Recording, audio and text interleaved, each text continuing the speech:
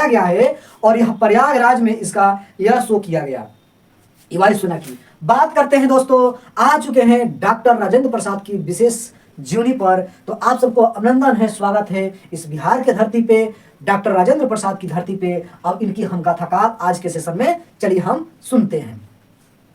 एक डॉक्टर राजेंद्र प्रसाद, जिनको हम भारत रत्न, अजात शत्रु, देश शत्रु एंड राष्ट्रपति भवन में रहने वाले साधु के नाम से जानते हैं। डॉक्टर राजेंद्र प्रसाद का जन्म 13 दिसंबर 1884 को बिहार के सिवान जिला के जीरादेई नामक स्थान में हुआ था।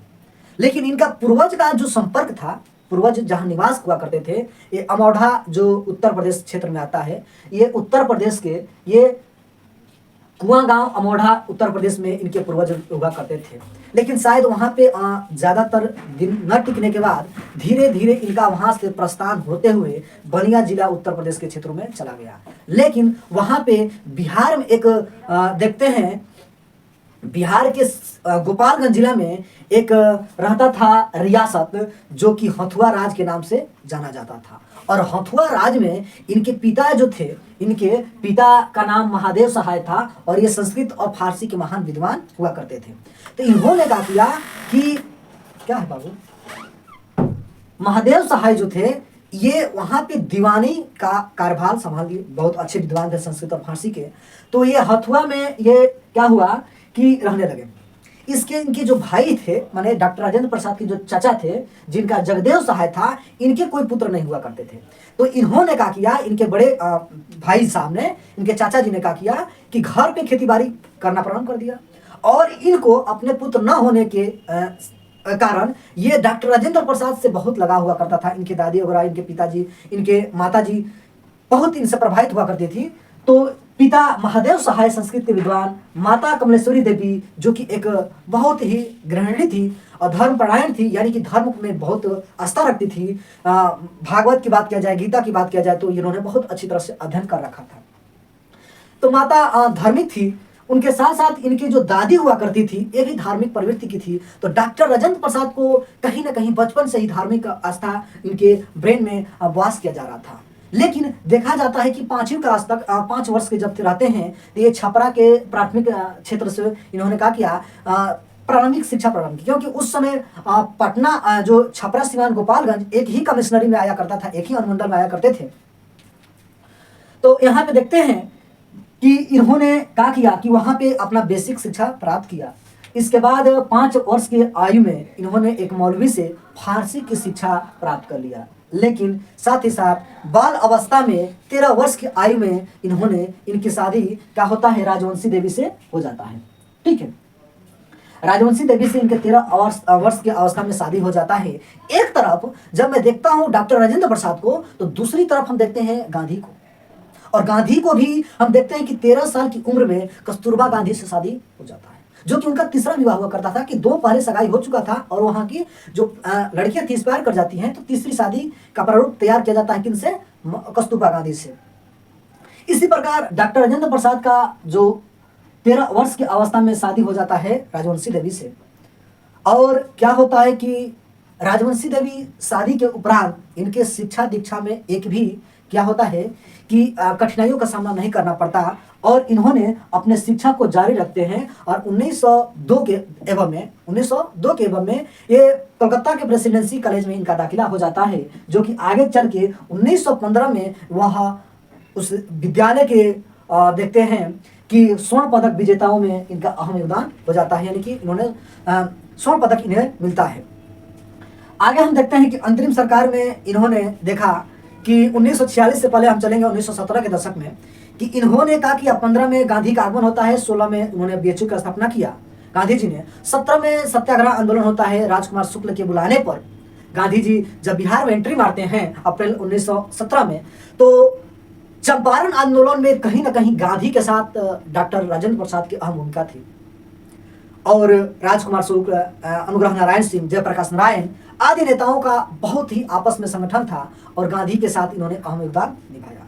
17 के बाद आते आते हम देखते हैं कि यहाँ पे देखते हैं कि डॉक्टर राजेंद्र प्रसाद देश के आज़ादी के जो दौर था उसमें कूद पड़ते हैं और 1942 में जब भारत छोड़ो आंदोलन 8 अगस्त को प्रारंभ होता है, तो 9 अगस्त को ये क्या होता है कि इनको गिरफ्तार कर लिया जाता है पटना में।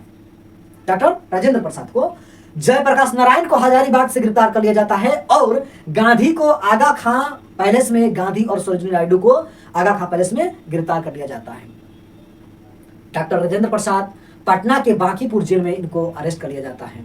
जयप्रकाश नारायण जी जो झारखंड, जो उस टाइम एक ही हुआ करता था, झारखंड के हजारीबाग जेल में क्या होते हैं, पकड़े जाते हैं, गिरफ्तार किए जाते हैं, लेकिन दीपावली के दिन उन्हें जेल की दीवारें को फांद कर और भाग निकलते हैं जयप्रकाश नारायण जी।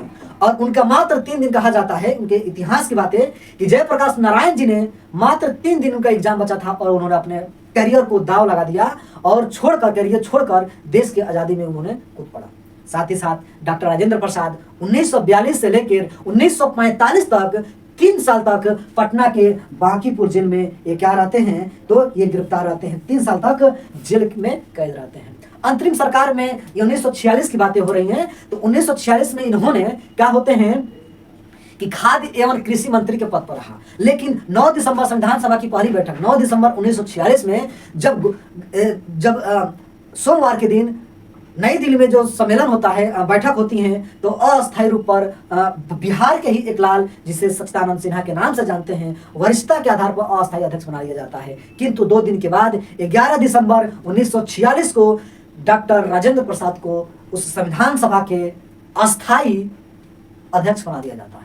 इतना ही नहीं, डॉक्टर राजेंद्र प्रसाद क्या करते हैं कि कांग्रेस पार्टी में ये जुड़ जाते हैं और कांग्रेस पार्टी से जुड़ते हुए इन्होंने कांग्रेस पार्टी में 3 बार तक यह अध्यक्ष पद बनाए जाते हैं। 1934 में बनाए जाते हैं, 1939 में बनाए जाते हैं और 1947 में, यानी कि जब देश आजाद हुआ तो जेपी कृपलानी हुआ करते थे कांग्रेस के अध्यक्ष, लेकिन वो त्याग पत्र दे दिए। और 1947 में क्वेश्चन पूछता है कि जब देश आजाद हुआ तब कांग्रेस पार्टी के अध्यक्ष कौन थे, यानी कांग्रेस पार्टी के अध्यक्ष पद पर कौन थे, तो डॉक्टर राजेंद्र प्रसाद थे। तो 3 बार 1934, 1939 और 1947 में ये अध्यक्ष पद पर आते हैं डॉक्टर राजेंद्र प्रसाद। आगे हम बात करते हैं कि इन्होंने राष्ट्रपति का सफर किस प्रकार से निभाया। तो 1952 में आम चुनाव होता है और आम चुनाव में ये देखा जाता है, और सॉरी 1950 में 26 जनवरी 1950 से लेकर 1952 तक ये इनके देश के राष्ट्रपति के रूप में कार्यभार संभालते हैं। लेकिन 1951-52 के दशक में जब आम चुनाव होता है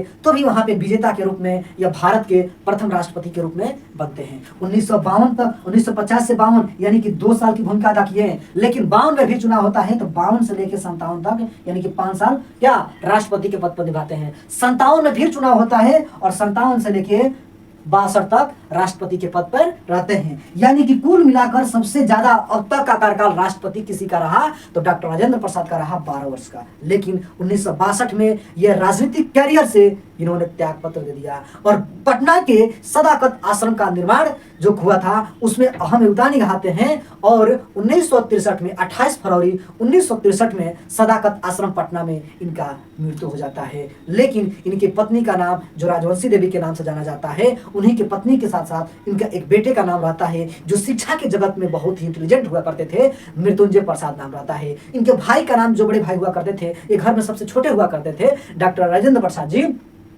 डॉक्टर राजेंद्र प्रसाद के जो बड़े भाई महेंद्र प्रसाद हुआ करते थे। जब देश के राष्ट्रपति के पद पर डॉक्टर राजेंद्र प्रसाद विराजमान हुए तो जब उस समय राष्ट्रपति का वेतन 10,000 हुआ करता था, अपने खर्चे के लिए मात्र 5,000 ये पैसा लेते थे, बाकी जनता में आम जनमानस में बांटने के लिए 5,000 रुपए छोड़ देते थे। जब यह मैसेज महेंद्र प्रसाद के पास जाता है तो कहते हैं कि राजेंद्र बाबू आप राष्ट्रपति, आपको पढ़ाया लिखाया गया, लेकिन ये क्या कर रहे हैं। उन्होंने कहा कि सर्वोपरि पहले क्या आता है, मेरा देश आता है, उसके बाद ही परिवार आता है। तो इस तरह से के जो मनोभावना थी देश प्रेम के लिए बहुत ही प्रसिद्ध हुए, जाने जाते हैं। इसके बाद हम देखते हैं कि इन्होंने अपने जीवन काल में कुछ पत्रिकाएं लिखी, अपने जीवन काल में कुछ पुस्तकें लिखी जो आपके एग्जाम्स के लिए दोस्त बहुत इंपॉर्टेंट बनता है। यहां पे देखिएगा पत्रिकाएं हैं जो सर्चलाइट के नाम से जाना जाता है एवं आत्मकथा एवं देश के नाम से भी जाना जाता है। एक और है आत्मकथा।